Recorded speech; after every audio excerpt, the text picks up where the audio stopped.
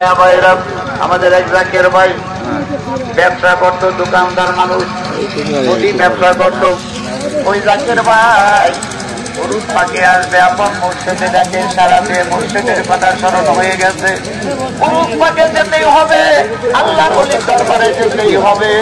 আমার ভাইরা ব্যবসা বাণিজ্য চালাইয়া দোকানপাট বন্ধ করে মসজিদের দরবারে চলে এসেছে।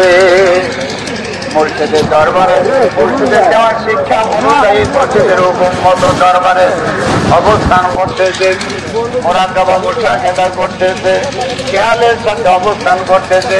মসজিদের প্রথম জায়গা আমার আল্লাহ পাকের দরবারে দরখাস্ত করতেছে, প্রার্থনা করতেছে।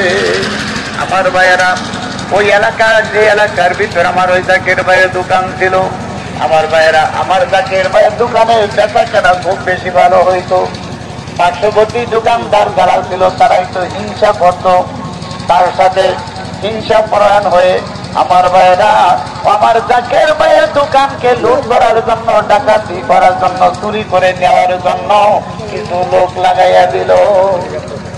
আল্লাহর ওলি দরবারে আসছে, আর ওইদিকে সেই দুষ্ট শ্রেণীর লোকেরা হিংসা পরায়ণ হয়ে তারা কি তার দোকান লুটপাট করে চুরি করে নেওয়ার জন্য, তাকে ক্ষতি করার জন্য লোক লাগাইয়া দিল। মিয়া ভাইরা ঘটনাক্রমে যে রাতে ওই ডাকাতেরা চোরেরা চোর করার জন্য আমার জাকের ভাইয়ের ওই দোকানে দিকে আসলো।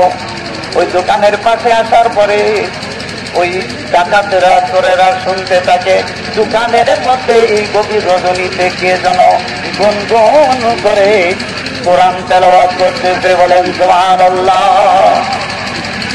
তারা দোকানের কোন ছিদ্র দিয়ে দেখলো, ফিরে বাহির থেকে তালা দেওয়া বন্ধ করা, কিন্তু ভিতরে কে কোরআন তেলাওয়াত করতেছে।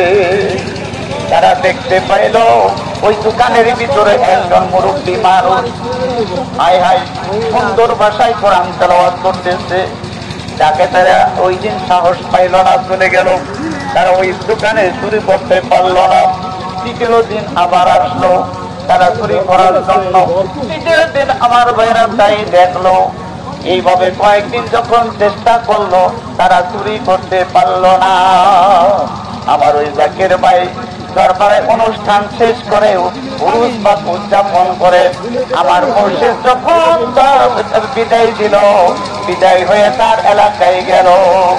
এলাকায় যাওয়ার পরে ওই দুষ্ট লোকেরা যারা চুরি করার জন্য গিয়েছিল, তারা আমার ওই জাকের ভাইকে জড়াইয়া ধরে বলতেছে, ভাইরে তুমি তোমার দোকানের মধ্যে পাহারাদার হিসাবে কাকে রেখে গেছো?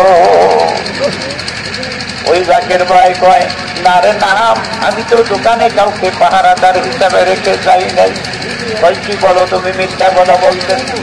আমরা পরপর 3 দিন আসলাম চুরি করার জন্য, তোমার দোকানে মাল সামান আমরা লুটপাট করে নিয়ে যাব, কিন্তু 3 দিনে এসে দেখলাম ওই দোকানের ভিতরে যারা বিশিষ্ট একজন মানুষ, তার মুখের মধ্যে পাকা দাড়ি মুবারক, মাথার মধ্যে গোল টুপি মুবারক, পাঞ্জাবি মুবারক পরায়ণে এবং লুঙ্গি মুবারক পরানো, এই ধরনের একজন রানী চেহারা বিশিষ্ট মুরব্বী তোমার দোকানের মধ্যে বসে বসে কোরআন তেলাওয়াত করতেছে, বলেন সুবহানাল্লাহ।